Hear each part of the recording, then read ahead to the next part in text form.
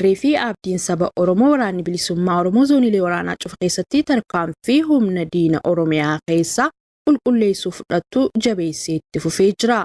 Humni shiftaa rasaasa waraana bilisummaa Oromoo dura dhaabbachuu dadhabee waan qabee gadhiisu wallaaluun aariin injifannoo dirree lolaa irratti dhabee aleellaa qilleensaan uummata nagaa fixu haaloo isaa ba'ataa jira. Waboon zoonii giddu galaa aleellaa guddaa godina lixa Shaggar Ona Jibbaa cinaa magaalaa Shananitti onkololeessa 23 bara 2022 fudhateen humna diinaa akka hin jirre godhee du'aaf madoon adabuun qabeenya diinaa hedduus galii mooraa qabsoo bilisummaa Oromoo taasisuu danda'eera. Lola kanaan humna diinaa torba battalatti ajjeesu 11 madoo ulfaataan adabuun diina gargar tamsaaseera. Irree fi abdiin saba cunqurfamaa waboon zoonii kibbaa humna birgeedii tokkoffaan lola jajjabaa onkololeessa 25 bara 2022 diina irratti banee koonyaa Gujii Bahaa ganama sa'a 2 eegaluun hanga sa'a 4 daqiiqaa 30 diina maqaa bobbaatiitiin kaampii Mugaayyoo keessa sochootu irratti dhukaasa baneen loltoota diinaa hedduu ajjeesuun kaanis harkaan qabeera.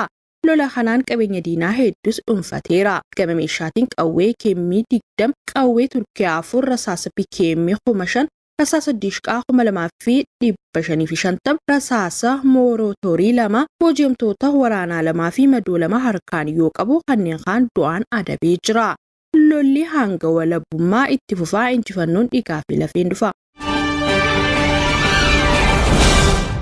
Murni biltsiginnaa aleella xiyyaaraa Oromiyaa keessa fudhateen himatamu Reuters gabaase. Jaalimoon Afaysaa waan qindeeffatu qaba.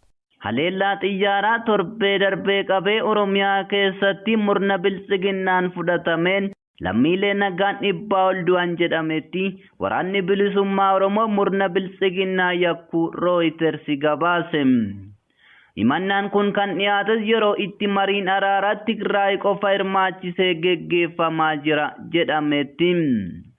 Dubbiimaan mootummaa fi waraana impaara Itiyoophiyaa komee waraana bilisummaa Oromoon irratti dhiyaateef hanga gabaasni kun qindaa'etti deebii hin laanne.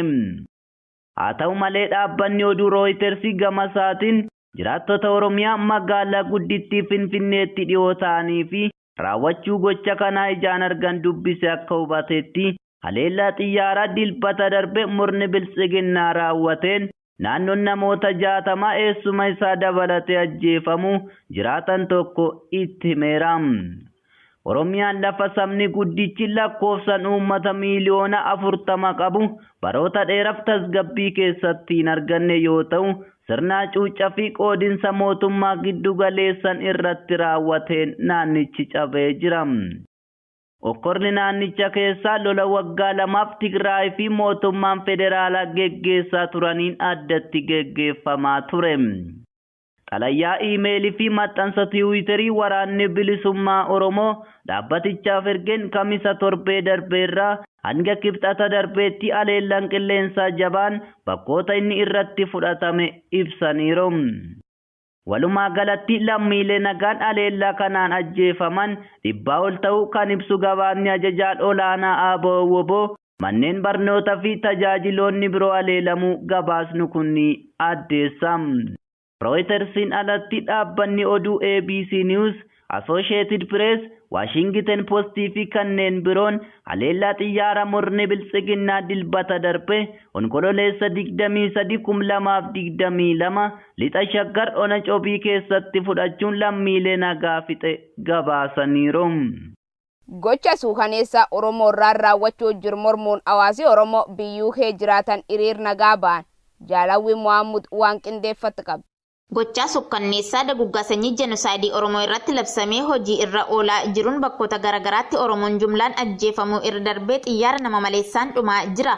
Gochaa kana mormuun hawaasni Oromoo biyya UK magaalota garaagaraa jiraatan hiriira nagaa ba'uun dhaadannoolee garaagaraa dhageessisaa oolaniiru. Ajjechaan Oromoo irraa dhaabbachuu qaba. Deeggarsi dinagdee ittiin ummatichi dhumaa jiru dhaabbachuu qaba. Mootummaan biyya bulchaa jiru shororkeessaadha.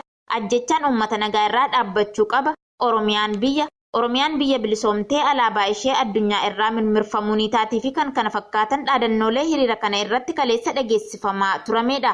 Hiriira kaleessa geggeeffame kana irratti hawaasa Oromoo magaalaa Londonii fi naannoo isheetti argaman magaalota Manchester, Bolton, Birmingham, Brighton akkasumas Scotland fi iddoowwan biroo jiraatan irratti hirmaachuun Tiraafiilgaar Square ka'uun hanga Daawun Istireetiitti uummata Oromoo dhumaa jiruuf sagalee ta'anii jiru.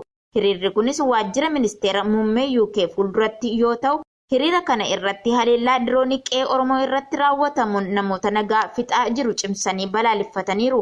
Uummanni Oromoo biyya keessaa fi alaa aggaammii akka sabaatti itti dhufe kana tokkummaan qolachuu akka qabu hubachiisuun hawaasni addunyaas daguggaa bulchiinsi Abiyyi Ahmed uummata Oromoo irratti raawwataa jiru dhaabsisuuf gahee isaa akka bahuu qaban.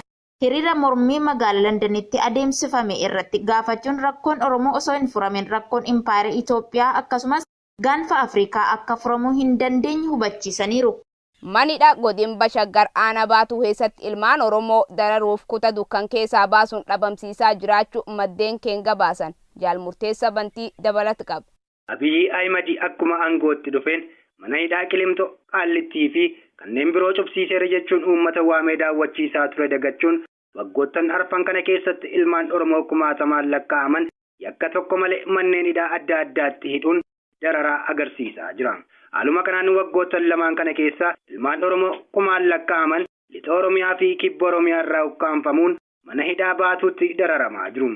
Manni hidhaa Baatuu kutaalee akka qorannaa, kutaa dararaa, kutaa dukkanaa fi kutaa boollaa akka qabu kan himan maddeen keenya amanamuun darbe kana ilmaan Oromoo 10 mana hidhaa Baatuu kutaa dukkanaa keessaa baasuun dhabamsiisaniiru jedhan. Mataan naftanyoota Abiyyi Ahmed Baayirattii keessatti namni kamiyyuu ilaalcha siyaasaatiin hin hidhamuu fi ragaa qabatamaa malee hin qabamu jechaa ture. Ragaa sobaa qindeessuun sobaa yakkee ilmaan Oromoo mana hidhaatti gidirsuu hanga lubbuu dhabamsiisuutti yakka mirga namoomaa hojjechaa jira. Godin Baarargee Aanaa Gooromuxii keessatti ilmaan keessan fida jechuun waggaa 2 oliif murtoo malee maatii tokkootti hidhanii dararuu jiran. Jaalaqaafan Fayyeeraa waan itti darqaba. Murni bilchiginnaa karaa hooggana isaanii uummatni Itoophiyaa yaadannoo yeroo gabaabaa malee hin qabu jechuun dubbatu. Abiy Ahmed nama kamiyyuu qulqulleessinu malee hin hiinu jedhanii dubbatanis olee osoo hin bulin uummatni kuma kurnootaan lakkaa'aman keessaayyuu Oromiyaa keessatti badii tokko malee hidhamuun murtoo dhabanii dararamaa jiru. Akka kanaanis godina Baarargee Ona Gooromuxii magaalaa Daaddoo keessatti ilmaan Oromoo badii tokko malee qabamanii hidhamuun osoo murtoo hin argatin waggoota lakkoofsisaa jiru. Caamsaa 2022 keessa ilmaan keessan Tunee Muhammad jedhamu mana keessatti ajjeesuu dhabne jechuun bakka isaa maatii isaa fi haadha warraa isaa qabanii hanga yoonaatti mana hidhaa magaalaa Daaddoo keessatti dararaa jiru. Namoota maaliif ilma keessan manatti argine hin ajjeesne jechuun waraanni murna bilchiginnaa magaalaa Daaddoo keessatti qabee hidhe kun abbaa Tunee maanguddoo umurii 80 Muhammad Usmaa'il, haadha manaa Tunee addee Moominee Muhammad Jibriilii fi obboleettii isaa addee Seenaa Muhammad Ismaa'il akka ta'e maddeen har'aata biyyoolessa Oromiyaatti himaniiru. Maatiin kun hanga har'aatti mana murtiitti osoo hin dhiyaatin hanga ilma keessan fiddanitti hin baatan jedhamuun dararaa erga arguu eegalanii waggaa 2 darbeera. Badii hojjetan yoo qabaatanis abbaa badii dalageetu gaafatamummaa fudhachuu kan qabu ta'us murni seera ba'ee hojiitti hiikuun itti ulfaatu bilchiginnaan gocha namni hin hojjenneen lammiilee cufa akkasitti badii isaanii malee manneen hidhaa hedduu keessatti dararaa akka jiru ni beekama. Kaab Shaggar Aanaa hidhabuu abootee keessatti milishaan sirna bilchiginnaa tokko maanguddoo Oromoo tokko cuubee waraanuun ijjeesse. Jaaliciitii Bantii dabalata qaba.